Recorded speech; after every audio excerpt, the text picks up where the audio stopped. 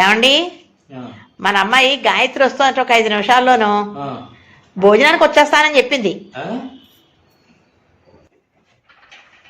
బాబాయ్ నేను వచ్చేసా. బాబాయ్ ఎందుకు ఏడుస్తున్నావు?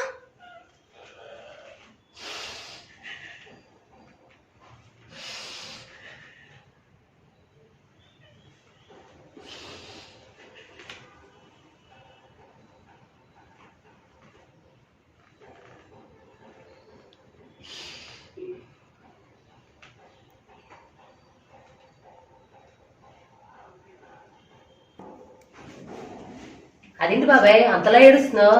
పిన్ని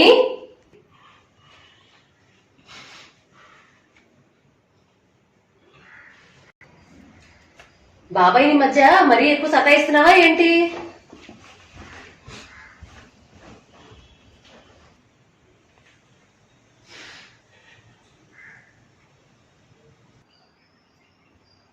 ఏం కాల్చుకుని తింటున్నావో ఏంటో వెక్కి వెక్కి వేడుస్తున్నారా? అదేం లేదే, నువ్వు ముందు వచ్చి కూర్చో. ఆయనది వానాకాలం వరదలాగా వస్తూ ఉంటుంది, ఎప్పుడు వస్తే ఎప్పుడు పోతే ఎవరికి తెలియదు. మరి అది ఏదైనా రోగమేమో ఒకసారి చూపించచ్చు కదా పిన్ని డాక్టర్కి.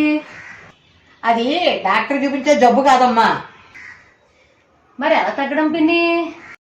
మీరు ఎవ్వరు రావడం మానేస్తే ఆటోమేటిక్ గా తగ్గిపోతుంది అది.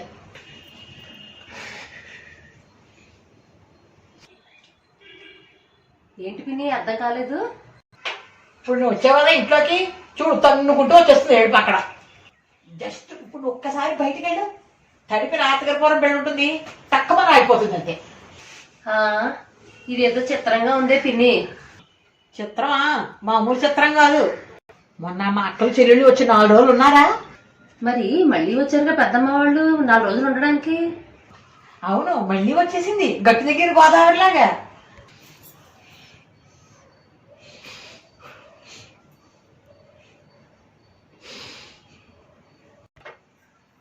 ఇదేదో ఆలోచించాల్సిందేనే పిన్ని. ఆలోచించి ఏం ప్రయోజనం? అదేంటే పిన్ని అలా వదిలేస్తే బాబాయ్కి ఏడ్చి ఏడ్చి కళ్ళు కాయలు కాసిపో పాపం. అదే నాకు భయం వేస్తుంది, ఏదో రోజు గుడ్లు బయటకు వచ్చేస్తాయేమోనని. అవునే పిన్ని, ఆ కళ్ళు నాని నాని నాని ఏమైపోతాయోనని నాకు అది అనిపిస్తోంది. అయినా ఎవరు వచ్చినా ఇలాగే ఏడుస్తారా? ఊరికే నలుగురు వచ్చి చూసి వెళ్ళిపోతే రావు. ఆ నలుగురే కనుక వచ్చి తినిపోతే ఉంటుంది ఏడిపే ఏడుపు. ఆగమన్నా ఆగదు. చిన్నపిల్లాడు ఉగ్గు పాల కోసం గుక్క పెట్టి ఏడ్చినట్టు ఏడుస్తూనే ఉంటాడే. ఇంకా చెప్పాలంటే వెర్రి సన్నాసి. అదంతా ఎప్పుడు ఉండేదే కానీ నువ్వు కాఫీ తాగుతావా టీ తాగుతావా?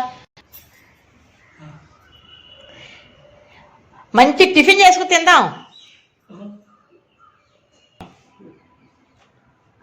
తాగుదాంలే గాని వాళ్ళ వైపు వాళ్ళు వచ్చినా ఇంతేనా? కాదులే, ఎడారిలో ఎండమావుల్లో కనపడమన్నా కనపడవు. కంట్లో నీళ్లు తప్ప ఇంకిపోతాయే బాబు. ఎలా ఇంకిపోతాయో గాని. చాలా ఆశ్చర్యంగా ఉంది పిన్ని, ఇదేదో చాలా లోతుగా ఆలోచించాల్సిన విషయం. అవునవును. అవునే పిన్ని, ఈ జబ్బు పెళ్ళైనప్పటి నుంచి ఉందా ఈ మధ్య వచ్చిందా? పెళ్ళయ్యేటప్పటికే ఉందేమో గాని పెద్దగా కనపడలేదే. కానీ ఈ మధ్య డైరెక్ట్ అయిపోయి బయటపడిపోతున్నారు. నేనేమనుకుంటానో ఎవరేమనుకుంటారో కూడా చూడకుండా.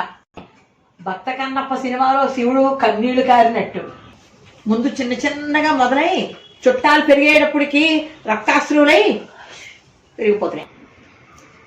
పాపం ఎంత కర్మే బాబు. పోనీ పిన్ని, బాబాయ్ లేనప్పుడు మీ వాళ్ళందరూ వచ్చారా ఏర్పాటు చేసుకో.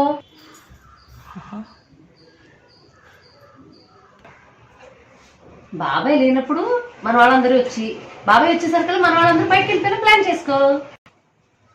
అప్పుడు బాబాయ్కి ఏడుపు ఉండదు, కళ్ళకి స్ట్రైన్ ఉండదు. గొప్పదానివే. కుక్కలా వాసన చూస్తాడే, వచ్చిన వెంటనే పసిగడతాడు. ఎవరొచ్చారా అని ఆరాధిస్తాడు. నిజం చెప్పేదాకా ప్రేమగా ఉన్నట్టు నటిస్తాడు.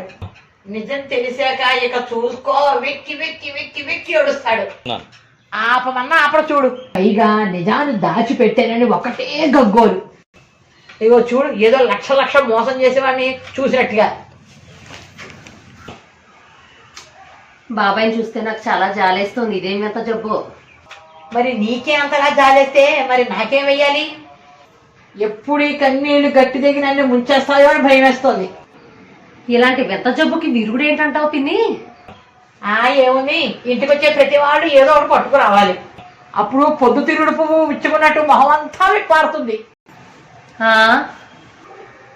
తేకపోతే ఏమవుతుంది పిన్ని? ఏముంది, తీకేసిన టెంకలాగా మొహం మారిపోతుంది. మరి ఇప్పుడు నేను మీ అమ్మాయిని కదా, నేను వచ్చినా అంతేనా? ఎవరొచ్చినా ఎక్కువ తక్కువ ఉండొచ్చేమో గానీ ఏడుపు అయితే కామనే. ఎప్పుడు ఏడుపు కాకుండా ఆనంద బాష్పాలు వచ్చేలా ఏం ఉండాలంటే ఏం చేయాలో చెప్పు పిన్ని. బాబాయ్ ఆరోగ్యమే నాకు ముఖ్యం. నా చేత్తో 2000 తీసుకుని ఓ 1000 రూపాయలు సరుకులు తెచ్చి ఆయన చేతికి ఇచ్చేవనుకో, ఆయన కళ్ళల్లో ఆనంద బాష్పాలు చూస్తావు.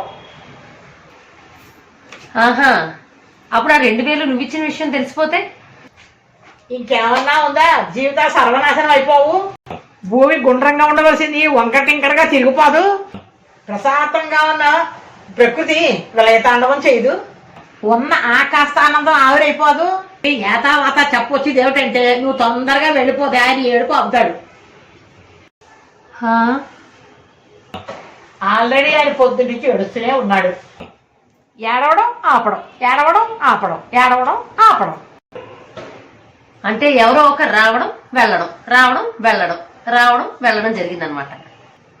కదులు, నీ చెప్పినట్టు చెయ్యి, తెలియని మాక. సరే పిన్ని, ఇంతకీ వెళ్ళేటప్పుడు వెళ్ళొస్తాను బాబాయ్ అని చెప్పనా? కొంప ముంచేస్తావే, ఓన్లీ వెళ్తున్నాననే చెప్పు.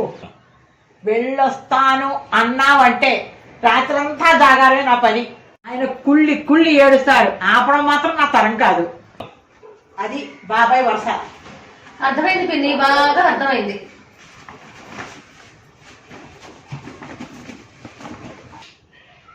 వెళ్తున్నా బాబాయ్.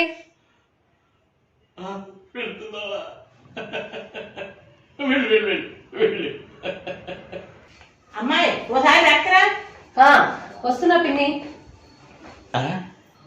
వెళ్ళిపోతాను అన్నదాన్ని మళ్ళీ రమ్మంటుంది ఏంటి? ఇది బాబాయ్ చేతిలో తగలేదు.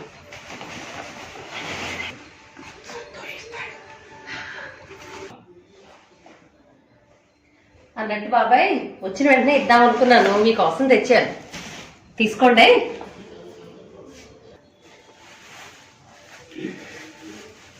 మంచిదమ్మా, మంచి. వెళ్ళు వెళ్ళు వెళ్ళు.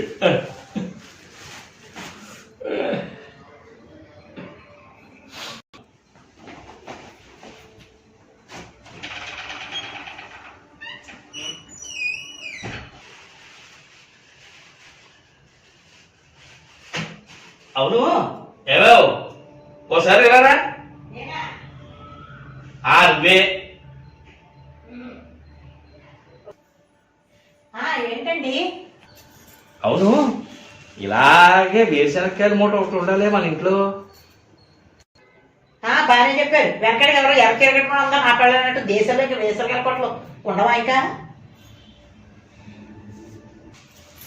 సర్లే, ఇదేదో లోపల పెట్టు, ఎవరికి కనపడకుండా. వచ్చేసరికి ఊరికే బయట పెట్టి అన్ని తినిపించేస్తూ ఉంటావు.